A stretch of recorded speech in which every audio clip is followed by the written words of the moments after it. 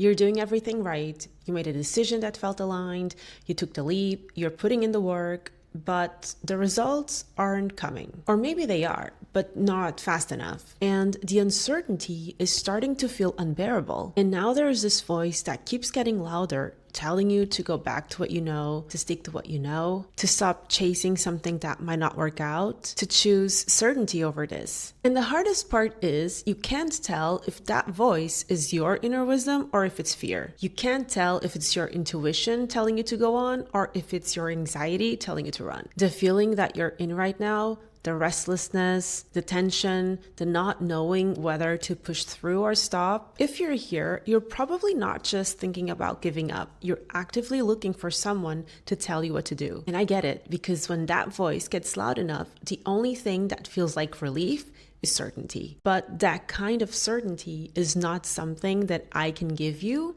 but I can give you something that will last longer. By the end of the video, you are going to understand why uncertainty feels so unbearable to hold and what you can actually offer yourself when you don't know how things are going to turn out. Hi, I'm Melissa. I'm a GP and I'm a certified attachment coach. So why does uncertainty feel so hard to hold? It's because our brain is wired to seek certainty. Our brain perceives what's familiar as safe. To our brain, uncertainty feels like danger. So when we don't know what's coming, our brain goes into high alert and it starts scanning for threats, for danger, and for familiar ground to go back to. So when you are doing something that is out of your comfort zone, something that you might fail, but that it matters to you, that alert system is running constantly in the background, draining you. But there's something else happening underneath that I think it's really important to name. A lot of the times when we are in an uncertain situation and we are struggling to go on, is because we are attaching meaning to the possible setbacks along the way. Not just practical meaning, but personal meaning. Meaning about who we are at our core. Let me give you an example. You are in a job that makes you miserable and you decide to look for something better. You go through a bunch of interviews, but they don't go well. And slowly you start to wonder if you should just stay where you are. And on the surface, that might look like the rational decision, but what's really usually happening underneath it is this. The interviews that aren't going well are starting to feel like evidence that you are not good enough, you are not smart enough, that people can see something in you that you've always been afraid was there. And sometimes there's a social layer on top of that too.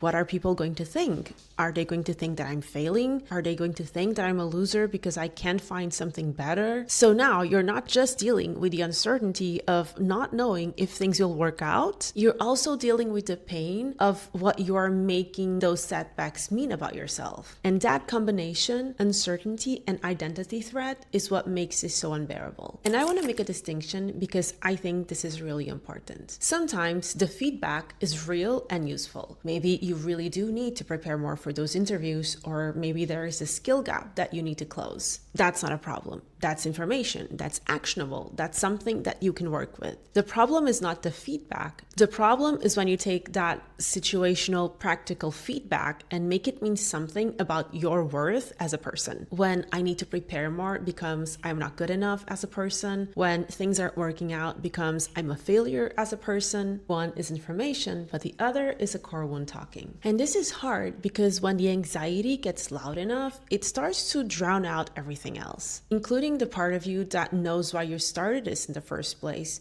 the part of you that chose this path because it felt aligned. But that inner voice doesn't disappear, it just gets harder to hear. And when you don't hear it for a while, you start to wonder if it was even really there. So what do we do when uncertainty becomes unbearable? Most of us go looking for certainty. We want a sign, we want data, we want someone to tell us that everything is going to work out before we even fully commit. We want to know the outcome before we take the next step. And that makes complete sense. Of course we want that. Sometimes I fall into that trap too. But that kind of certainty about the outcome, that's something that isn't available to us. You cannot know if the business is going to work out before you build it. You can't know if the relationship will last before you are in it, and you can't know if this is the right path for you before you walk it. And so if you keep waiting for certainty before you move forward, you're going to be waiting for a really long time and you are not going to move forward. But here's what I've come to understand. There is one kind of certainty that is always available to you. And it's not certainty about the outcome. It's the certainty about how you will show up for yourself no matter the outcome. The certainty that even if it doesn't work out the way you hoped, you will not abandon yourself. You will not turn on yourself. You will still be there with love and respect for the version of you that tried. That is the only certainty that was ever really in our hands. One of the reasons why it's so hard to separate our anxious thoughts and fears from our inner voice is because we haven't built that relationship with ourselves yet. So when things get tough, all the fear and anxiety drown out our inner wisdom. And that is why I made a free guide that will help you strengthen your relationship with yourself by helping you separate the part of you that is trying to protect you out of fear from the part of you that knows what you need right now, so that you can start making decisions that are aligned with your true self.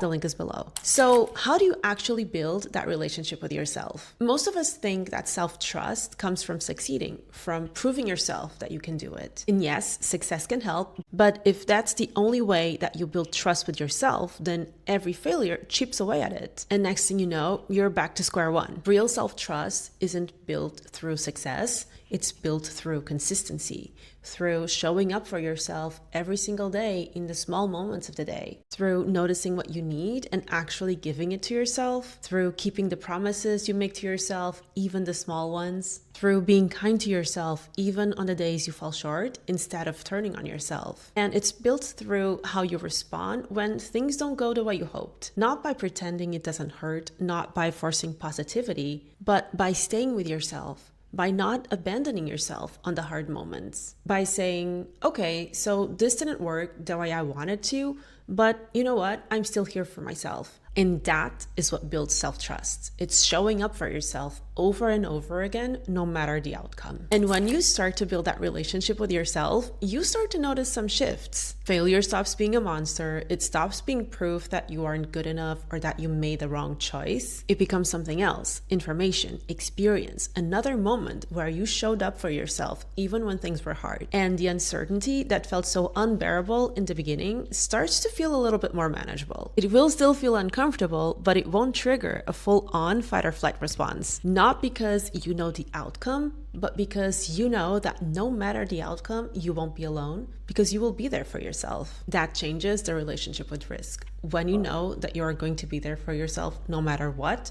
you are more willing to try, more willing to keep going, even when the results aren't there yet. And slowly, the path forward becomes clearer. Not because the uncertainty disappears, but because the inner voice, the one that got drowned out by all the anxiety and fears, starts to become audible again, because you've built enough trust with yourself to be able to hear it and to honor it. So the next time you are in the middle of uncertainty and the fear and anxiety are really intense and you start to feel the pull towards giving up, try to remember this. The certainty that you're looking for on the outside doesn't exist, but the certainty that you can build on the inside does. Your worth and self-trust are not the reward you get at the end of the journey, but instead they are what makes the journey possible. They are the doorway, and you build them one moment of showing up for yourself at a time. You don't need to know how this is going to turn out. You just need to know that you will be there for yourself no matter what. And that is enough to keep going. And on that note, if you've ever had one difficult conversation